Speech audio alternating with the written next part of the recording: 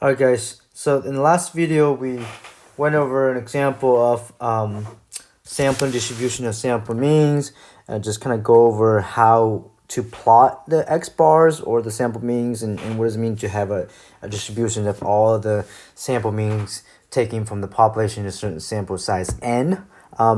In this lesson we're going to go over the result of that. What are the important result of the sampling distribution of sample means, or even just sample proportions, and the result of that is been summarized through this theorem. This is called the central limit theorem.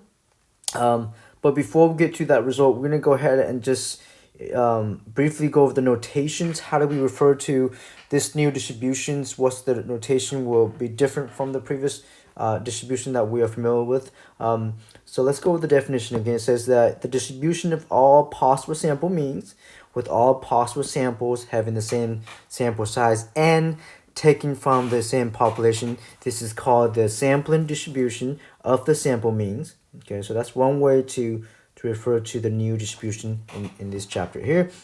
Or in short, we can call this distribution of the variable x bar. Okay, so I probably prefer this way better here because now we can just talk about, okay, maybe I don't want to talk about x bar. I want to talk about distribution of p hat, and that is p hat is this case here. This is the distribution of the sample proportions, right?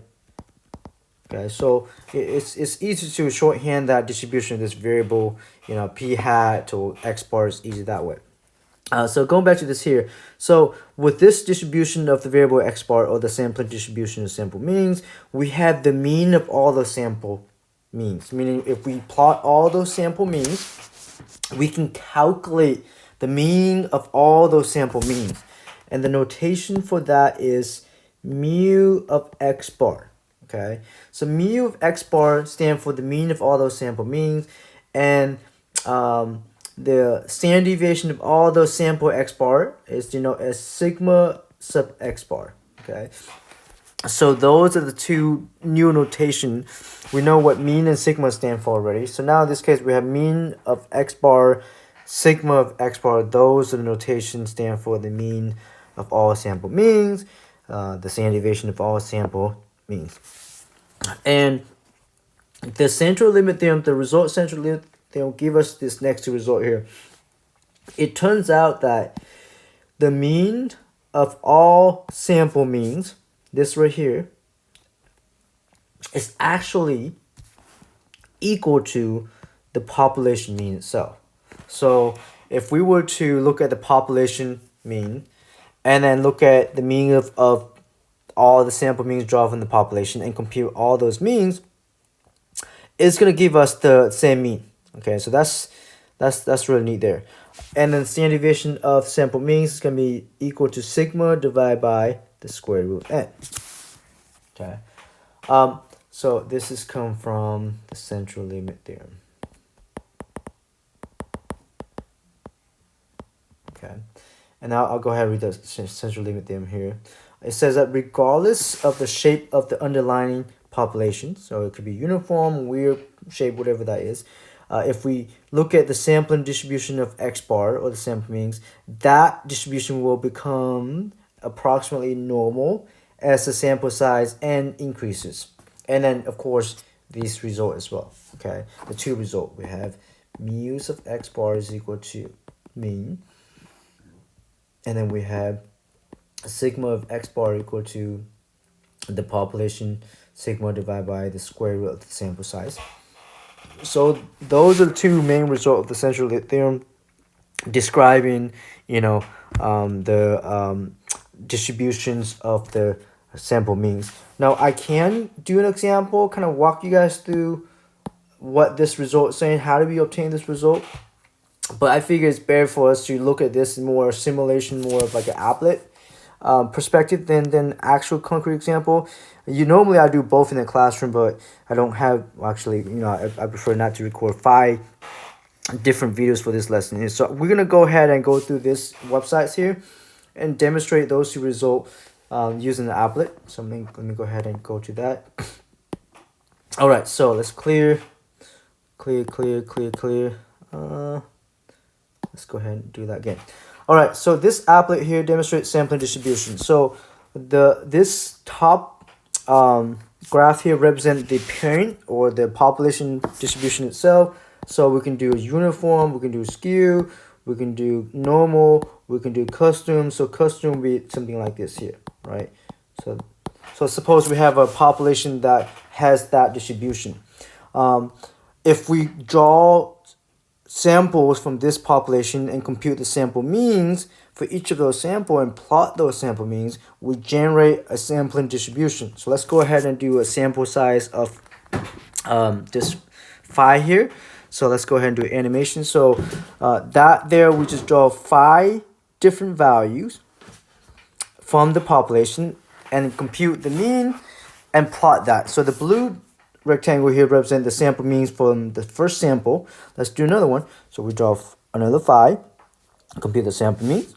Okay, let's do another one.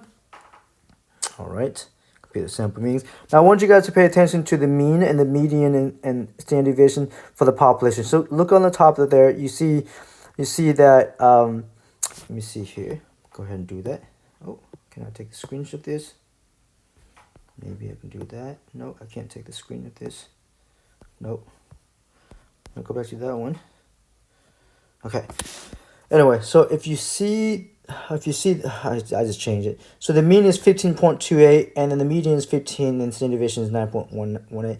So our goal is to eventually get the distribution of sample means will have somewhat roughly the same mean. So I'm gonna go ahead and speed this up. Let's do 5 of those sample, okay, and plot it. And let's do another phi. So you see how the blue distribution, the blue graph here will be the sampling distribution. Let's do another phi. Let's do another phi. Actually, I'm going to go ahead and do 10,000. So this means we pick 10,000 of samples from the population and calculate the sample means, plot it, and look at it. The graph is almost perfectly normal. Okay. Let's try this again. Let's look at the sample size 20 or 20, for example. Let's do an animation. So now we're drawing 20 random values from the population. Okay. All right. And then compute the mean, plot it. Let's do 5 of these. Okay. Let's do 10,000. Look at it. It's very normal. 100,000. Nothing changed there.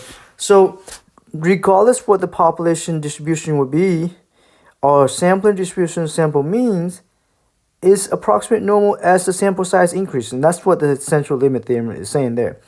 Now I want you guys to look at the two distribution compared to the mean. So look at the parent population mean, that's 15.28. Look at the distribution of sample means. The mean of all those sample means is the same thing as the population mean, 15.28. So that's what the central limit theorem is saying, that as we increase sample sizes, plot all those sample means drawn from the same population, we're going to get the same means if we calculate the means of all those means. So that's what I want to show you guys here. Maybe we can do another one. Okay, let's say we can do skewed distribution. So the population is skewed. We do a sample size 20. Let's do 5 of those. Let's do another 5. Let's do of 10, 100,000. And look at it. The distribution of sample means is somewhat normal again. All right. So let's go back to the note here. All right. What else, an example I can think of that help you understand here?